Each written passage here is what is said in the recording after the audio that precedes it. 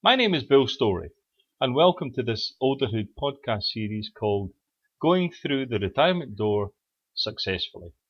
This podcast series is brought to you by Olderhood.com, which is a leading online retirement community with over 70,000 followers around the world. Olderhood is for people approaching retirement and for people already in retirement.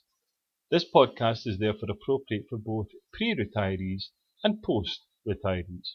Our blog is called Olderhood, and we have several Facebook pages, LinkedIn, Pinterest, and Olderhood clubs around the world.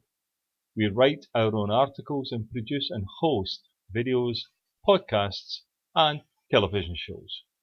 We also provide retirement coaching services and retirement readiness assessments. The purpose of this retirement series is to focus on a range of concerns and observations about life in the retirement years, and in particular to concentrate on the emotional impact of those issues, such as health, family issues, filling the day, boredom, still being useful in society, longevity, mortality, etc. We don't provide formal financial advice, but obviously the psychological impact of money problems is a major component of retirement life.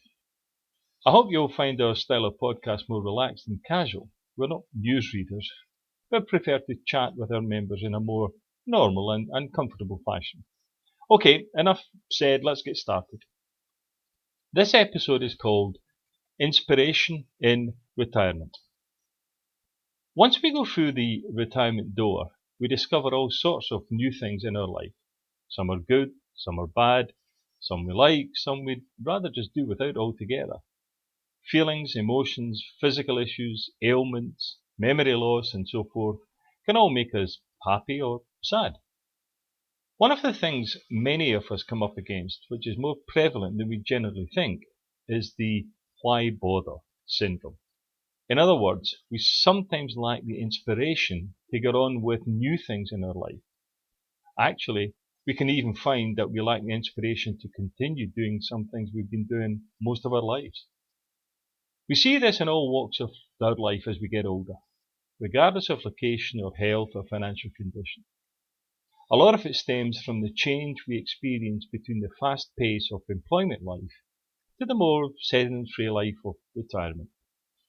It doesn't have to be that way, of course, but that change can be dramatic for many retirees.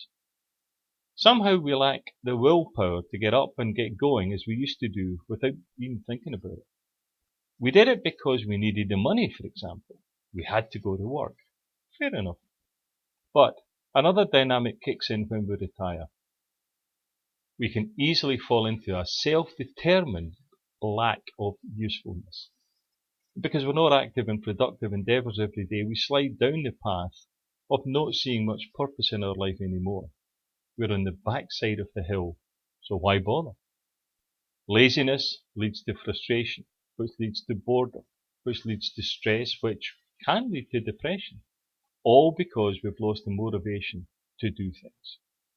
It doesn't have to be that way, not at all. In fact, there are many ways to seek, but most importantly to find, the inspiration to lead a happy and productive retirement life. The first principle is to catch your breath, relax and reflect on who you are and what you are. You don't need to be a psychologist to know everything about yourself.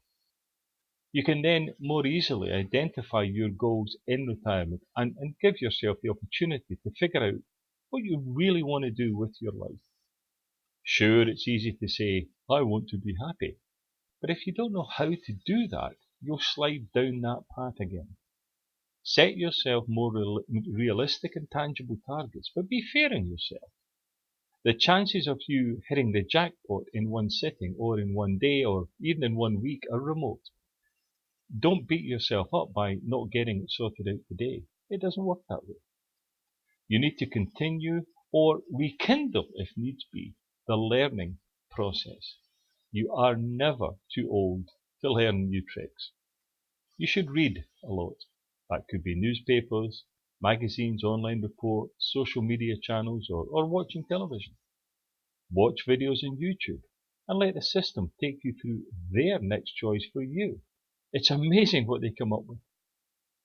Trying to invent the wheel from scratch in your own head is next to impossible. But if you watch others who are doing interesting things, then you'll find some form of stimulation from their success, or even their failures. It's very difficult to think alone when it comes to coming up with new ideas. It will surprise you what old memories are triggered, especially about things you did years ago and have long since forgotten. You maybe were a good speaker back then in the corporate world. You maybe could stand in front of an audience and talk about a subject you knew well. So the speaking part could be resurrected. Just find some new subject matter, learn up, and then go speak at local group meetings. Maybe you were good at baseball, so go coach the kids.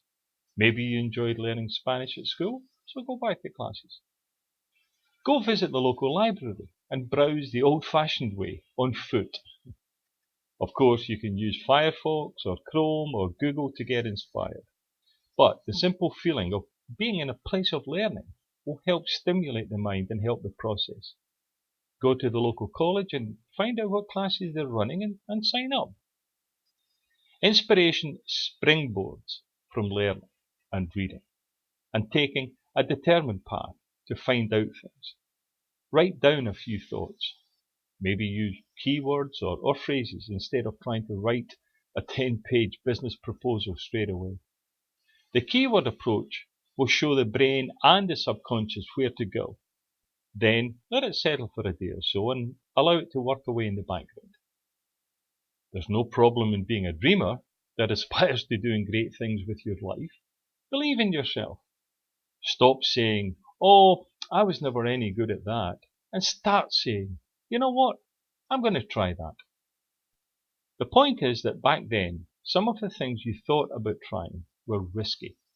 Following a path that could lead nowhere may have caused you to lose your job and the income. So because of your commitments back then, you didn't take the chance. And at that time, you probably made the correct decision. But it's different now. You're retired. You have the time. You're now much more savvy and more mature to intuitively assess the situation. And above all else, you should have the safety net of financial security. You have the money to see you through if the new endeavour doesn't work out. You can turn your full attention to it without having to worry about school fees or that new car. Finding inspiration comes in many shapes, sizes, and flavours. It really is a very personal and private thing. What works for one person may not work for another. In fact, what works for the same person in one situation may not work in another situation. Some may get inspired without any external influence or suggestion. Some may get inspired by watching or simply copying other people. Some may get inspired in some faith-based endeavour. So ask yourself this question. Do I really want to spend the rest of my life, or at least the next few years, struggling to do things that will interest me? Or am I prepared to take control and find exciting things to do? Here's today's takeaway. Regardless of how it comes about, the need for inspiration in the retirement years is critical. It can be the difference between a satisfied life and a miserable one. And given that you have many years ahead of you, the path of inspiration may be long and bumpy, but it is one you should follow. I sincerely hope this has inspired you. Okay, that's it for this episode. Next time we'll chat about other specific issues and features of retirement life. And with any luck, we might be able to help you get through that door successfully. Contact me at bill@olderhood.com or visit our website at www.theolderhoodgroup.com. Bye for now. I'm Bill Storie, now signing off. Take care.